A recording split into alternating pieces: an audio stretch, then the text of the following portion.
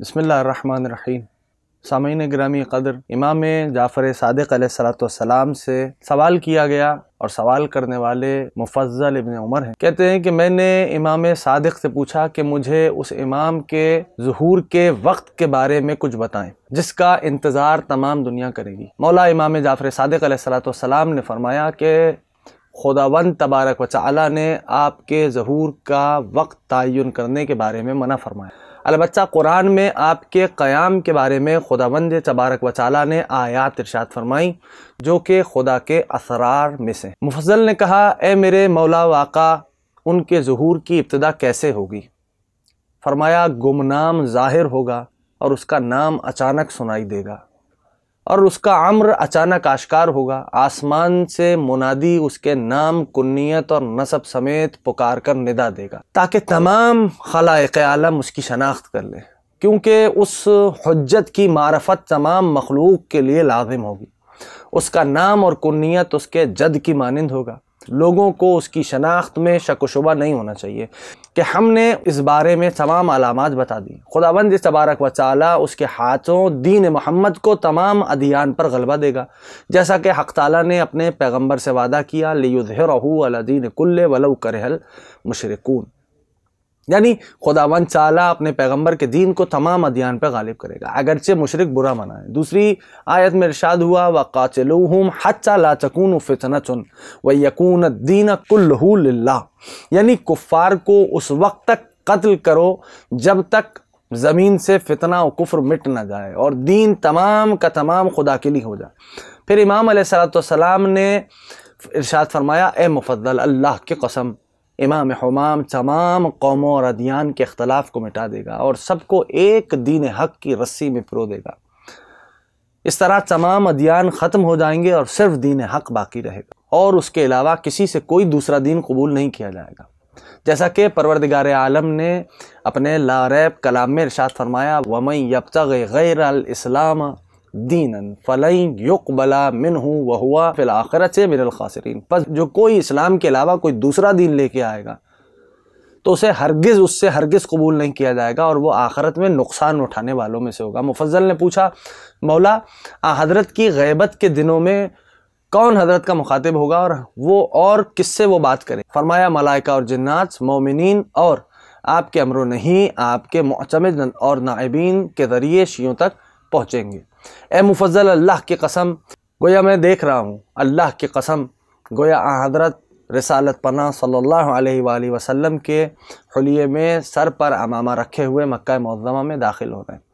آپ کے پہائے مطہر میں جناب رسالت مآب صلی اللہ علیہ وآلہ وسلم کی نالین اور ہاتھ میں ان کا عصا ہے، اور آپ بھیڑیں چراتے ہوئے مکہ میں وارد ہوں گے تاکہ کوئی آپ کو پہچان نہ سکے۔ آپ اسی حالت میں خانہ کعبہ کے قریب آئیں گے اور آپ تنہا اور کسی دوست و ساتھی کے بغیر ہوں گے۔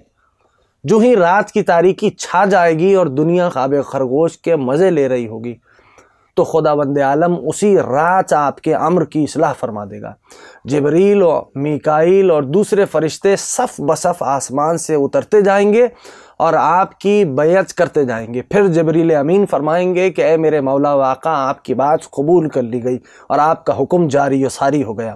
اس کے بعد صاحب الامر اپنے چہرہ مبارک پہ دست مطہر پھیر کر ارشاد فرمائیں گے کہ اس خدا کی حمد و ثنا و شکر ہے جس نے ہم سے کیے گئے وعدے کو پورا کر دیا اور بہشت کی زمین کو ہماری میراث قرار دی، اس میں ہم جہاں چاہیں قیام کریں۔ بس اجر نیکوکاروں کے لیے ہے، یعنی نیکوکار وہ لوگ ہیں جو خدا کے راستے پر چلنے والے ہیں۔ اس کے بعد آپ حجر اسود اور مقام ابراہیم کے درمیان کھڑے ہو کر نہایت اونچی آواز سے، بلند آواز سے ندا دیں گے، اے وہ عظیم لوگوں اور مخصوص افراد جنہیں خداوند تبارک و تعالی نے میری مدد کے لیے ذخیرہ کیا ہوا ہے، میرے ظہور سے پہلے میرے پاس آ جاؤ۔ بس پروردگار عالم اس آواز کو ان افراد تک پہنچائے گا جو چاہے مشرق میں ہوں یا مغرب میں ہوں۔ جب وہ سب یہ آواز سنیں گے تو حضرت کی طرف دوڑ پڑیں گے اور ایک پلک جھپکنے میں حضرت کے پاس حاضر ہو جائیں گے۔ اس کے بعد نور کا ایک ستون زمین سے آسمان تک بلند ہوگا اور اس ستون کی روشنی سے تمام زمین منور ہو جائے گی۔ عزیزوں، یہ روشنی جب مولا امام صادق فرما رہے مفضل سے، جب یہ روشنی جب مومنین کے گھروں میں داخل ہوگی تو انہیں سکون و اطمینان حاصل ہوگا، لیکن انہیں یہ علم نہ ہوگا کہ قائم آل محمد عجل اللہ تعالیٰ فرج شریف کا ظہور ہوا۔ اس کے بعد جب صبح ہوگی تو اطراف و اکناف عالم سے 313 افراد معجزانہ طور پر آپ کی خدمت میں حاضر ہوں گے۔ امام کعبے سے ٹیک لگا کے تشریف فرما ہوں گے اور آپ اپنے ہاتھ کو کھول دیں گے، آپ کا ہاتھ موسیٰ کے ہاتھ کی مانند روشن ہوگا۔ پھر امام علیہ السلام امام زمان عجل اللہ تعالیٰ فرج شریف فرمائیں گے میرے ہاتھ پر بیعت کرو، جس کسی نے میرے ہاتھ پہ بیعت کی گویا ایسا ہے کہ اس نے خدا کے ہاتھ پہ بیعت کی۔ پھر وہ پہلی ہستی جو آپ کی بیعت کرے گی وہ جبریل امین ہوں گی۔ اس کے بعد تمام ملائکہ آپ کی بیعت کریں گے اور پھر جنوں کی باری ہوگی اور اس کے بعد 313 نقبہ متابعت سے سرفراز ہوں گے۔ پھر مکے کے لوگ حیرانگی کے عالم میں آپس میں باتیں کریں گے اور کہیں گے کہ خانہ خدا میں ظاہر ہونے والا کون ہے اور اس کے ساتھی کون لوگ ہیں؟ ان میں سے بعض کہیں گے یہ تو وہی شخص ہے جو کل بکریاں چراتا ہوا مکے میں داخل ہوا۔ پھر وہ لوگ مزید باتیں کریں گے اور کہیں گے کیا تم میں سے کوئی اس کے ساتھیوں میں سے کسی کو جانتا ہے؟ تو کہا جائے گا کہ ہم میں سے کوئی نہیں جانتا، پورے مکہ اور مدینہ سے صرف 4 اشخاص آپ کے ساتھیوں میں شامل ہوں گے اور بیعت کریں گے۔ امام فرماتے ہیں جس وقت سورج نکلے گا تو آفتاب کے قریب سے ایک منادی آواز دے گا کہ اے زمین و آسمان کے باسیوں سن لو، اے مخلوقات خدا سن لو کہ یہ مہدی آل محمد ہے۔ اس کے بعد آپ کا تعارف آپ کی جد کے نام و کنیت سے کرایا جائے گا اور اس کے بعد آپ کے اجداد میں سے تمام ائمہ کے نام حسین ابن علی تک لیے جائیں گے اور پھر کہا جائے گا کہ ان کی بیعت کرو تاکہ ہدایت پاؤ اور ان کے امر کی مخالفت نہ کرو کہ گمراہ ہو جاؤ۔ پس سب سے پہلے ملائکہ اور پھر جن مومن اور پھر 313 نقبہ اس آواز پر لبیک کہیں گے۔ یہ آواز دنیا کے گوشہ و کنار میں حتیٰ کہ صحراؤں، بیابانوں اور سمندروں میں سنی جائے گی۔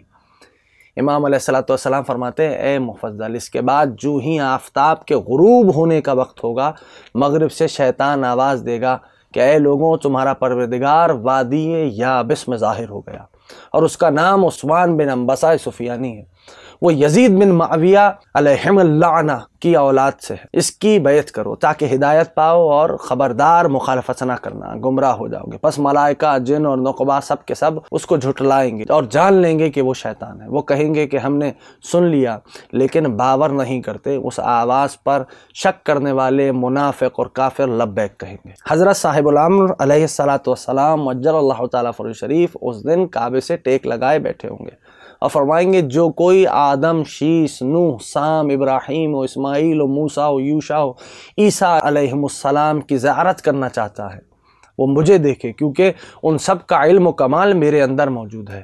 اور پھر امام فرمائیں گے جو کوئی محمد و علی، حسن و حسین اور ان کی اولاد سے ائمہ کی زیارت کرنا چاہتا ہے وہ میری طرف نظر کرے۔ جس کسی کو کوئی سوال ہو مجھ سے پوچھے، کیونکہ میں ہی علم لدنی کا وارث ہوں۔ میرے آباء و اجداد نے مصلحت کی بنا پر جو باتیں نہیں بتائیں وہ میں بتاؤں گا۔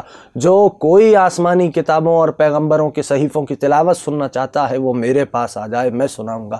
اس کے بعد امام علیہ السلام آدم، شیس، نوح، ابراہیم علیہم السلام پر اترنے والے صحیفوں اور موسیٰ علیہ السلام کی تورات اور عیسیٰ کی انجیل اور داؤد کی زبور کی تلاوت فرمائیں گے۔ یہ سن کر تمام قوموں کے علماء گواہی دیں گے کہ یہ کتابیں اسی صورت میں آسمان سے نازل ہوئی تھیں اور ان میں کوئی تبدیلی نہیں آئی، اور جو کچھ ہم سے ان کتابوں میں سے زائل ہو گیا تھا اور ہم تک نہیں پہنچا تھا وہ سب آج ہمیں مل گیا۔ پھر اس کے بعد آپ علیہ السلام قرآن کی اس طرح تلاوت فرمائیں گے جیسے یہ رسول اکرم پہ نازل ہوا۔ بسم اللہ الرحمن الرحیم، سلام علی آل یاسین، السلام علیک یا داعی اللہ وربانی آیاتہ، السلام علیک یا باب اللہ ودیان دین، السلام علیک یا خلیفۃ اللہ وناصر حق۔